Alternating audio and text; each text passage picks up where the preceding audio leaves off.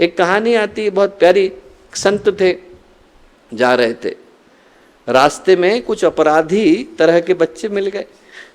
अब वो जो बच्चे थे उनको परेशान करने लगे। संत कुछ बोले नहीं, चुपचाप सहन करते रहे।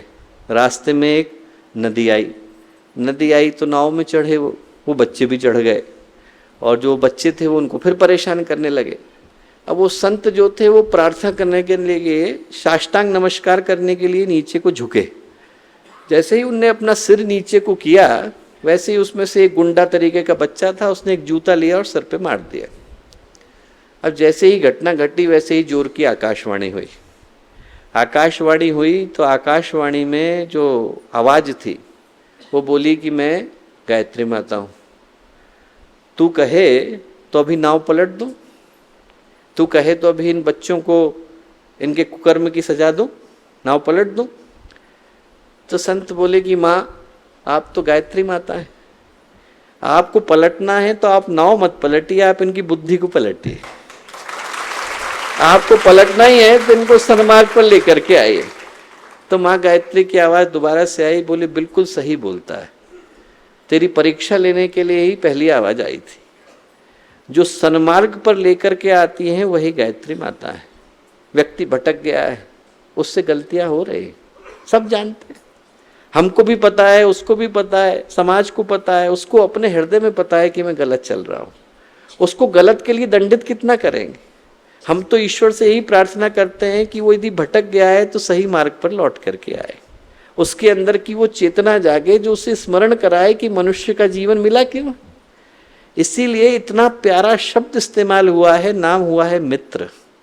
मित्र जो हमें पापों से दूर करे, सन्मार्ग की ओर लेकर के आए, जो हमारे जीवन के गुणों को प्रकट करे, हमारे जीवन के अवगुणों को दूर करता चला जाए, जो आपत्ति के काल में हमारा साथ न छोड़े। और शास्त्रों में मित्र के लिए एक और उद्बोधन आया है, एक और शब्द आया है, क्या? भगवान सूर्य। भगवान सूर्य को मित्र कह करके पुकारा गया है। क्यों? कर्म साक्षी जगत चक्षु, हमारे सारे कर्मों के साक्षी वो हैं, और पूरा विश्व ही जिनकी आंखें। इससे बढ़कर के सीसीटीवी आज तक बना नहीं और कभी बनने वाला नहीं। वो जो भगवान सूर्य है वो तो दुनिया के सबसे बड़े सीसीटीवी हैं। जब से दुनिया बनी है तब से हर व्यक्ति का किया गया हर कर्म उसके साक्षी है। वो हर चीज वहां पर स्टोर हो रही है, उनके डेटाबेस में स्टोर्ड है। समय आने पर हमें याद दिला देते हैं कि हमने किया क्या था। और उस दृष्टि से देखें तो गायत्री माता यही करती हैं, याद दिलाती हैं कि वो जो ईश्वर है वो सर्वव्यापी है, कण कण के अंदर व्याप्त है। उसको अपना साक्षी बनाकर हर कर्म को करने की आवश्यकता है। हम लोग यहाँ से स्मरण करके जाएं कि हम अकेले नहीं जा रहे हैं, हमारे साथ गुरुदेव और माता जी भी जा रहे हैं।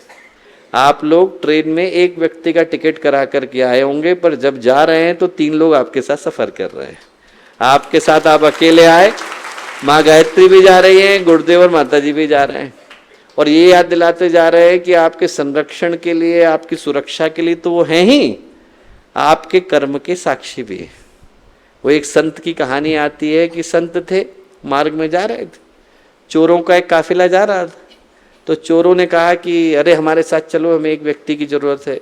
अच्छा ठीक, चल दिए। संत हृदय नवनीत समाना, उनको क्या, जहाँ चाहेंगे वहाँ चल देंगे। चल दिए। वो जाकर के घर में चोरी करने के लिए घुस गए। अब जब चोरी करने के लिए घुसे तो बोले कि देखो तुम्हारा एक काम है। क्या काम है? बोले तुम बाहर को बैठे रहना, और यदि मालिक जगे तो बताना, मालिक जगे वैसे हमें सूचित करना। ठीक।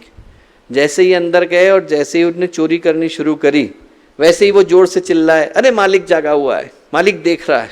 भागे भागे आए तो देखा मालिक तो सो रहा है। बोले अरे तुमने बेकार में ही हम लोगों को बुला लिया, मालिक तो सो रहा है।